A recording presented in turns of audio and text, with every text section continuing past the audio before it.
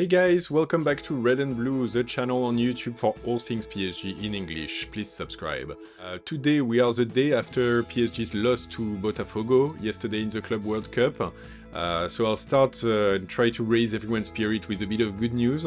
There's a report from journalists that PSG is closing in on Illya Zabarnyi. And that we're getting very close to a deal with Bournemouth. It looks like both clubs are comfortable with the fee of 60 million euros, and now both clubs are just working on nailing down the final details, which typically be, like how that payment is broken down, how much upfront versus how much like over a certain period of time. And so on and so forth. All those details which are obviously important and so need to be sorted. But the general consensus seems to be that this transfer is going to go through, and it might go through in a matter of the next few days. So that's going to be great. I think we've seen in the game against Botafogo that Beraldo is not at the level to be able to be a reliable sub for Marquinhos. So it will be good to have a new option for this position. Second bit of good news as well, apparently Ousmane Dembélé is back in training. He did at least the first part of the training with the rest of the squad, which is great to see ahead of the game against Sounders on Monday. So Dembélé is back, great news for us, hopefully that can bring a few more options up front. There too, I think the game against Botafogo really showed the limit of Ramos as a potential sub. Typically he's done great throughout the year when he comes off the bench, but the last two games that he started, he was definitely less than impressive, so it'd be good to have Ousmane back. The less good news that came out is that apparently Hakimi didn't take part in that training. There's no real communication from the club on this, so we don't really know if he's injured or picked up a knock or he's just tired or something. But I think during the game against Botafogo, he definitely wasn't as sharp physically as he was in previous game. We're talking about a player who's played like 60 plus games over the last 11 months, which is just absolutely insane. So not very surprised that he's starting to really reach the end of the line in terms of being able to repeat high intensity games and trainings. We'll have to see in the coming days. Personally, I think the game against Sounders, even if it's now a must-win, ultimately, like, it's a good occasion for him to be rotated.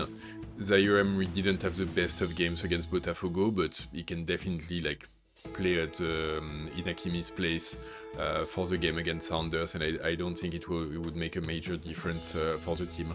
So we'll have to see. We'll keep an eye out for this, but hopefully nothing too bad and just a bit of tired legs. And then the last bit of news for the day, which is more on the corporate side, PSG announced that Kevin Durant, the NBA basketball player, invested in PSG. He actually already invested in PSG through a company called Arctos that had invested in the middle of last year. Now he's actually moving in the investment from being under Arctos to being really independent under his own name and structure. The significance of it is really, it's not about the money obviously, because QSI has what they need. It's about PSG really going into the basketball space. There's been conversations for, I think, quite a few years at this point about the NBA starting a basketball competition in Europe, and an NBA Europe of some sort. There's been conversations for as long as I can remember about having a franchise in Paris and a strong basketball team. We do have, interestingly, a basketball team in Paris that's pretty competitive these days, but it's not part of the PSG family. And I think, with Kevin Durant on brand, with our long-term deal with Jordan, I think the PSG family is really very well placed to have those conversations about having a PSG franchise that would be part of NBA Europe kind of structure. And it's great. I mean, we've got a very strong handball team, we've got a very strong judo structure as well. Obviously, football has been doing pretty well. So it's good to see the family expanding, and I think Kevin Durant really does bring that depth of expertise when it comes to basketball, and a lot of respect to his name as well. so that could position us well. Alright, that was it for me for today. As always, please like the video, please subscribe to the channel, and please hit the bell to be notified when we do future videos.